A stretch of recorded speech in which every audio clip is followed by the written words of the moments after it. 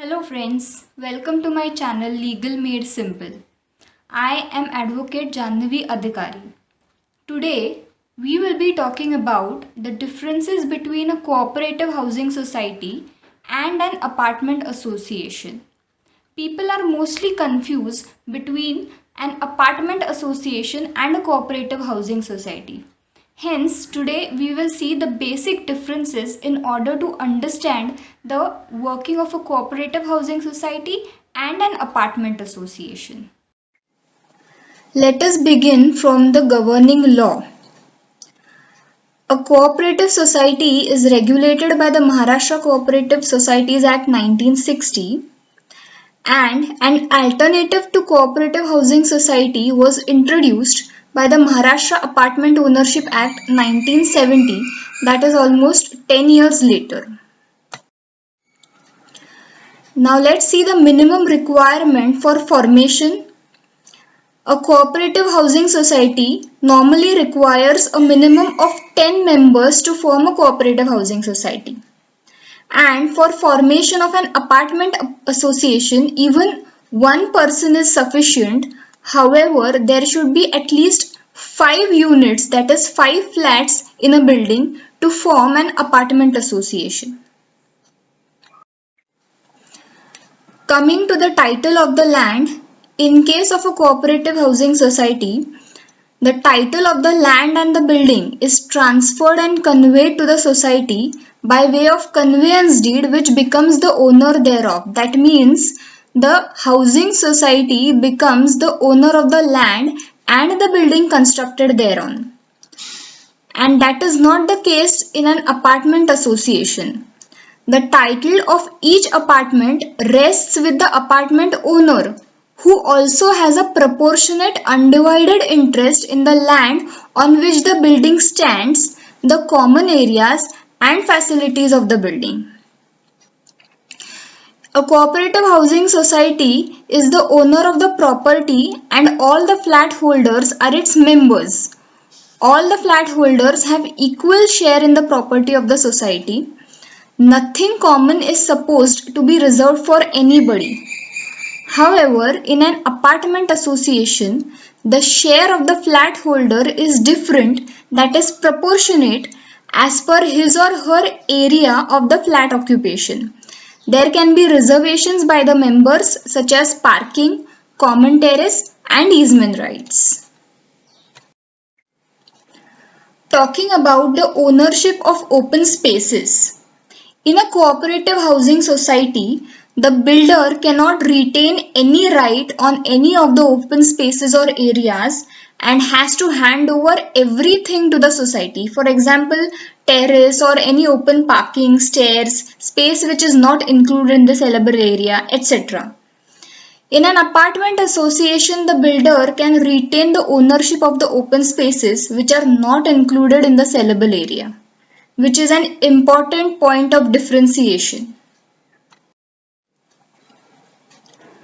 Talking about the share certificate, a society issues certain shares to its members as per the bylaws, and the share certificate becomes an important title deed since the allotment of the premises are related thereto, and there is no such concept of share certificate in an apartment association.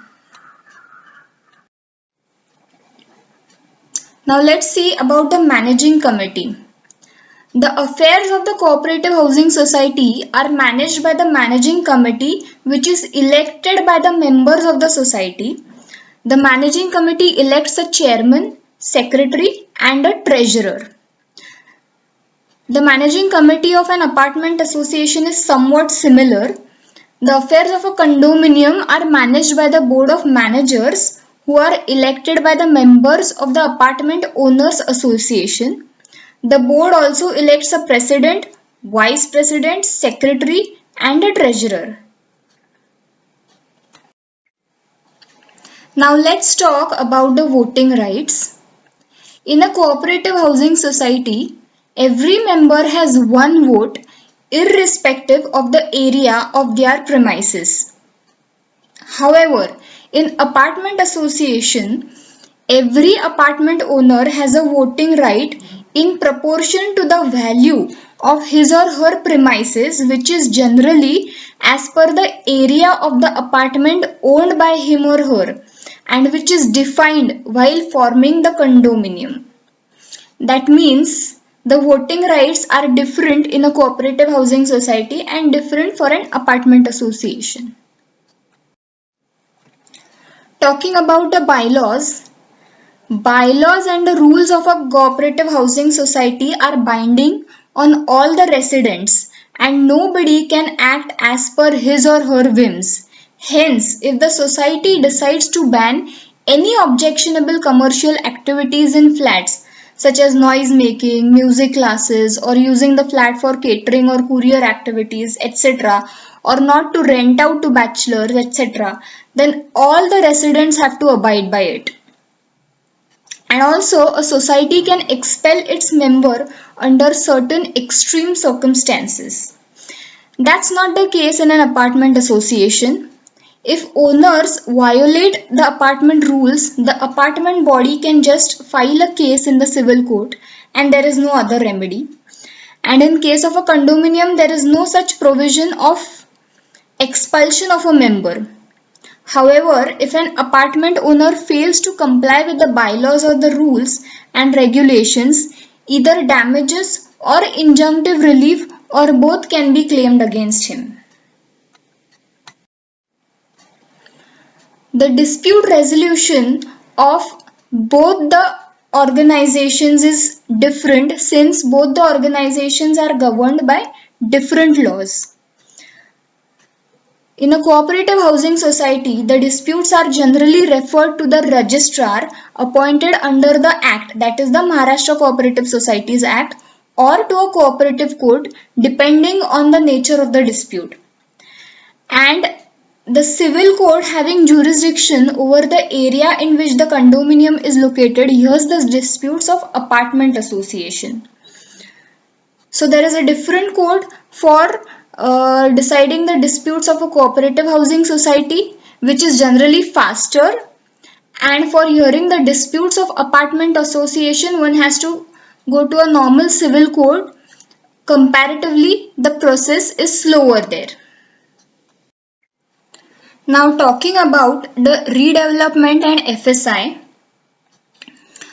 In a cooperative housing society, when the buildings go for redevelopment after 25 to 30 years, the society's decision will be final and hence the society members will have negotiation power with the builder at that time. That means in a cooperative housing society, the decision is taken by a majority of members. But if it is an apartment, the consent of every resident is required and hence it goes into an endless delay due to lack of a common decision acceptable to everybody. In case of a cooperative housing society, the increased FSI will be owned by the society and the builder does not have any right on it. However, if it is an apartment, then the builder owns that increased FSI and can use it anywhere, anytime. So friends, this was our today's video on the basic differences between a cooperative housing society and an apartment association. If you find the information useful, kindly share the video with maximum people and also like the video and subscribe to my channel. If you have any queries related to law, you can contact me on my below mentioned email ID. I will try to answer your queries from my side. Thank you.